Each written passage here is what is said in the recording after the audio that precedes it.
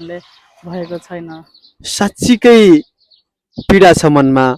पीडाको भारी बोकेर उहाँहरू चाहिँ नि आफ्नो छोराछोरीलाई हुर्काइराख्नु भएको छ। न त राम्रोसँग खानाको ठेगान छ, न बस्नको बास छ।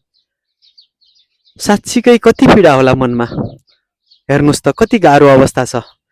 मेरो यो कुरा गर्दै गर्दा शरीरमा काँडाहरू फुलिरहेको छन्, जिरिङ्ग भएको छ शरीर। निकै पीडामा हुनुहुन्छ उहाँहरू। हेर्नुहोस् यस्तो ठाउँ छ, यहाँ चाहिँ पुरै जङ्गल जस्तो ठाउँ।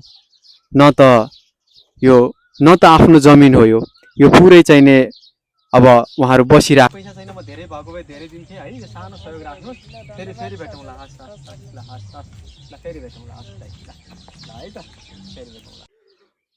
नमस्कार, म यति बेला टिकापुर नगरपालिकाको वडा नम्बर 5 बसन्त भन्ने गाउँमा छु।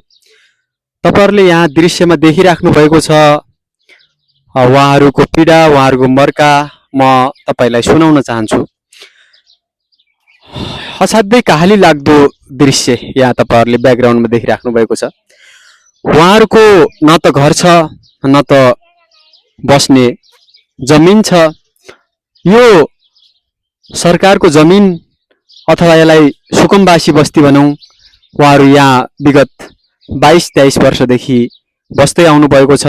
उहाँहरूको कति मनमा पीडा होला तपाईले सुन्दा पनि तपाईको मन, तपाईको मुटु कापिरहेको हुन सक्छ।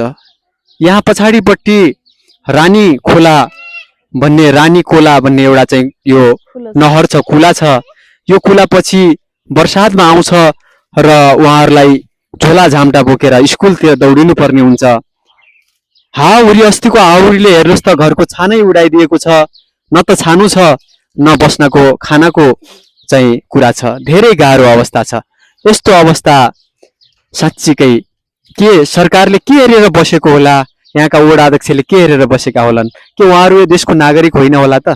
म तपाईहरुसँग कुराकानी गर्न चाहन्छु। दाजु, के छ तपाईको समस्या? के छ पीडा? कसरी बसिराख्नु भएको छ? मलाई त यहाँ सुन्दा पनि निकै गाह्रो भयो। म भावुक भएँ। यस्तो अवस्था छ, तपाईहरु चाहिँ नि ज्याला मजदुरी गरेर खाइराख्नु भएको छ। यस्तो समस्या छ, सरकारले तपाईहरुलाई हेरेन के छ? के भन्नु, सरकारले हेरेर अब म दिदी कहाँ जान चाहन्छु। दिदीले बोल्नुहुन्छ। उहाँहरू असाध्यै सोझो मान्छे पनि देखिनुहुन्छ। यति पीडा छ मनमा। दिदी अब भन्न पर्दा अब सरकारले अहिलेसम्म हामीलाई अब